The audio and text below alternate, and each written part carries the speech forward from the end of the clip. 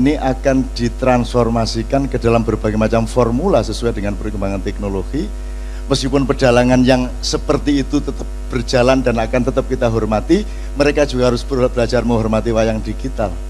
Karena masalahnya adalah itu mbahmu dhewe iku. Cakil itu termasuk homo erectus. Ya. Cakil, kalau Abimanyu homo sapien. Homo erectus yang tersisa, yang di tikungan iblis sudah saya katakan, itu dulu diusir dulu oleh Kanzul Jannah. Atau jadi gini, iblis itu disuruh Tuhan ke bumi, ke Pulau Jawa, terus itu bilang sama homo erectus, sebentar lagi saya akan bikin homo sapien, diawali dengan Adam. Kamu semua siap ikut Adam, kalau tidak kamu musnah saja. Kan gitu. Akhirnya buta-buta dikandani karo Semar. Semar itu siapa? Semar itu Semara Bumi. Semara Bumi itu ya iblis itu. Iblis itu adalah malaikat yang paling besar jiwanya, sehingga dia mau dikutuk-kutuk karena dia yang paling kuat. Kalau Jibril tidak kuat. Nek Semar kuat, dia elek-elek wong terus, anggere ana wong elek iblis. Jadi iblis itu kuat hatinya, besar jiwanya, sehingga dia mau menjadi antagonis di dalam seluruh kehidupan manusia. Lho iki rada angel ndelok wacana koyo ngene iki. Kiai-kiai ya apa-apa gak krungu. Iki nek dibantah yo angel, gak dibantah yo medeni iki kan gitu. Gitu mboten? Loh, Anda pikir iblis musuhnya Tuhan? Iblis itu nangis nek dituduh. Kan waktu Anda nonton tikungan iblis kan terakhir iblis nangis. Loh, saya kok dituduh musuhnya Tuhan? Ndak berani saya sama Allah. Saya ndak berani. Gila apa? Bukan saya punya kerajaan terus Allah punya kerajaan terus aku melawan Allah. Ndak ada kemungkinan. Allah itu nomor satu, Muhammad itu idolaku, dan setelah Muhammad tiada, aku tidak punya gairah lagi untuk menggoda manusia. Kan begitu kata iblis. Terus dia sholawatan. Loh temenan loh ya, iblis sholawatan. Loh apa ndak boleh iblis sholawatan? Anggitnya iblis sing gawe-gawe awake dhewe, sing gawe sapa? Sing ngongkon sapa? Gusti Allah, piapa sih kan itu? Bener tak gak? Emang ada yang bisa melawan Tuhan? Iblis yang tidak bisa. Setan tidak ada hubungannya sama iblis. Setan itu gayananmu dewe. Minal jinnati wan nas, bikinanmu sendiri. Dadi nek awakmu auzubillahi minasyaitonirrajim iku aja ndelok kono, delok raimu dhewe. Oh iku sing kono berlindung dari raimu dhewe. Wajan kul a'udzu birabbin nas, malikin nas, ilahin nas, min syarril waswasil khannas, alladzi yuwaswisu fi sudurin nas, yang mengipas-ngipas hati manusia. Siapakah dia? Mereka adalah dari jin dan manusia. Lah kok iblis disalahno? Iblis bukan jin, bukan manusia. Setan itu yang yuwaswisu fi sudurin nas itu berasal darimu sendiri dan dari jin. Kan gitu. Jelas kayak ngono kok. Nah, Anda ikut kepercayaan Katolik internasional, Kristen internasional yang membedakan, yang mempertentangkan kerajaan Tuhan dan kerajaan iblis. Tersinggung Tuhan. Ono tak kerajaan liyane aku? Tuhan kan tidak pernah marah sama orang-orang kafir. Kamu kafir enggak masalah. Cuma ojo manggon di omahku kon. Halo terus ten pundi kula lungone?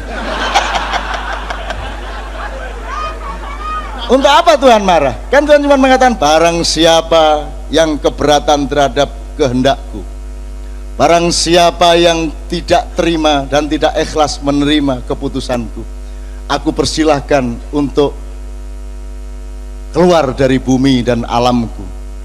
Carilah hidup di tempat yang lain. Mpun ngoten ta. Nah terus ten pundi kula mlayu.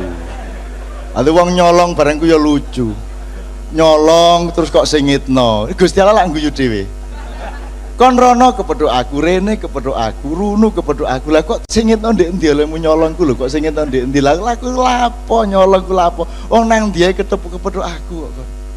Terus mari ngono seniman menulis drama monolog Butet Ketara Harja mencari Tuhan. Tuhan nang omahku nun ya apa arek-arek iki. Lah kok saiki kat ndoleki aku lho. Lah sing gawe dekne sing ku aku ket biyen arene. Lah kok saiki moro-moro mencari Tuhan. Aku mencari Tuhan. Gusti Allah bingung loh. Aku gak kene ket biyen nek.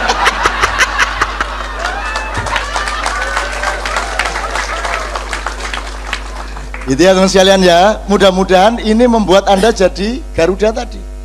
Beneran Garuda itu beneran, dan kita bangsa besar. Dan wayang ini Pak bukan itu India, bukan orang India, bukan itu khasanah dari India. Orang India itu provinsi kita, pusatnya di Kediri, Astinapura. Mereka kita suruh bercerita, menulis tentang kekuasaan kita di sini.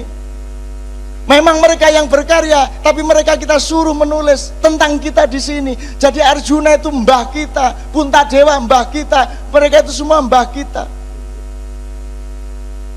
Yo bawa sampean turunane belung ya soalan lah. Ono sing turunane canggih, ono gak masalah.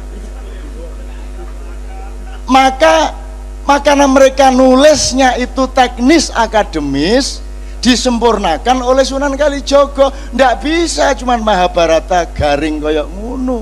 Kudu ana fungsi Ponokawan. Dewa karo Semar iku, wong cilik karo dewa iku kudu sambung. Karena di Mahabharata asli tidak ada. Yang namanya Panembahan Ismaya kalau di bumi namanya Semar. Semar itu ya rakyat kecil, ya dewa. Jadi ajaran demokrasi itu gak usah ono demokrasi, zaman biyen kene wis lebih demokrasi daripada yang ada sekarang. Karena nek kon ngomong kan ngene, nek asli ini kan strukturnya gini kalau feodalisme.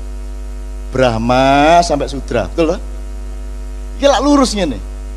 Lah kalau iki lak dirusak karo Sunan Kalijaga dikai Semar. Semar nggone ndek endi? Ya ndek ndukur ndek nisor.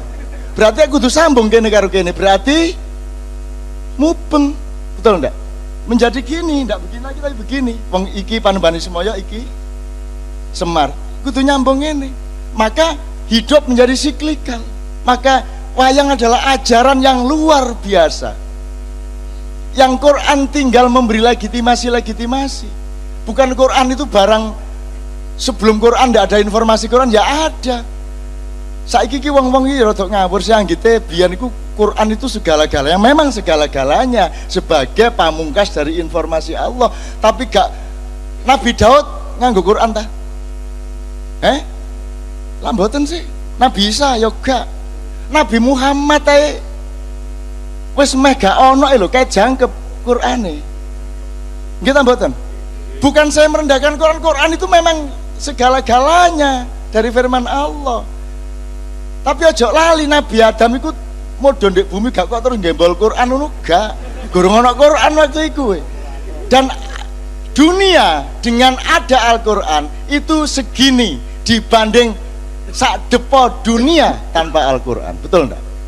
Jadi ayo nganggo Quran dan hadis, tapi jangan lupa sebelum ada Al-Qur'an mushaf yang dimulai dari Iqra, Alif Lam Mim sampai Qul Huwallahu Ahad, ada Al-Qur'an yang sudah abadi sejak awal, yaitu Al-Qur'an fi anfusikum wa fil afaq, yaitu Al-Qur'an yang berupa anugerah-anugerah Allah di alam semesta dan di dalam dirimu masing-masing. Itu ayat-ayat Allah namanya.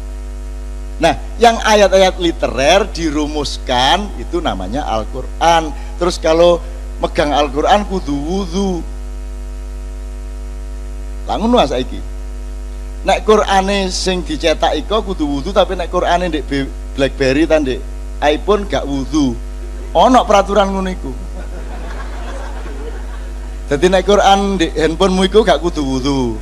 Tapi nek Qur'an sing dicetak iku kudu wudu. Iku mulane ta sinau. Qur'an itu nilai. Kalau Qur'an yang ada di masjid itu namanya mushaf.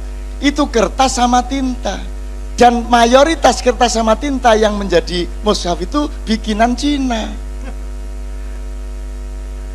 Jadi yang kamu hormati itu bukan kertasnya, betul enggak? Bukan tintanya, nek tintanya bikinan Cina kok. Mulane meskipun itu di handphone ya kamu hormati. Nah saiki nek handphone gak diapa-apano, nek Quran disowon ngene iki nang tindi. Ya bener ya apik, cuman terus ojo terus oh kalau yang di masjid itu harus kita gini kan, kalau di handphone enggak apa-apa, itu enggak anu kok, enggak harus wudu gitu loh. Itu bukan Quran, itu mushaf. Quran itu nilai, ditulis supaya sambung kepada kebudayaan manusia dengan cara menuliskan manual yang namanya mushaf. Wayang yang ngono. Mahabharata itu nilai struktur ajaran terus diantarkan kepada Anda dengan wayang pipih, wayang golek dan sebagainya. Sekarang diantarkan oleh beliau dengan sistem digital. Podo nilainya, wayangnya ya podo. Nah, saya ingin mengatakan kepada Anda, wayang itu jangan dianggap itu barang asing. Itu lahir dari kakek moyang kita sendiri, dan pelakunya adalah kakek moyang kita sendiri. Parikesit berakhir kekuasaannya karena banjir Nuh, karena Krakatau meletus, menenggelamkan 2/3 bumi, mencairkan kutub selatan. Itu semua dulu di sini. Maka ini negara nggak butuh dunia aslinya. Kene iki nek ana presiden Indonesia wani mengembargo dunia, selesai masalah. Ya toh? Kene wedi diembargo dunia. Loh, embargoan kan sakarepmu kan gak iso. Lha nek kene iki wong Indonesia kok. Boto ae iso mangan kok. Gak ono beras mangan boto ya iso, iki karek biasakno 2 dina 3 dina. Wis sembarang. Gak iso jangan ya sandale diirisi dicecek ya iso. Wong Indonesia. Dan siapa yang lebih kaya dari kita? Nah, kita bukan akan sombong kepada dunia, tapi juga haram kalau kita berendah diri kepada dunia, seperti presiden kita sekarang ini. Ya. Kita tidak akan sombong, tapi kita adalah raja wali. Kita akan melindungi mereka, bukan kita akan menginjak-injak mereka. Kita akan mangku mereka. Kita akan punya hamengku buwono. Nek Jogja ya mengko apa? Wah, hamengku buwono ya. Memangku dunia. Jadi kalau kita menguasai, caranya memangku. Cara kita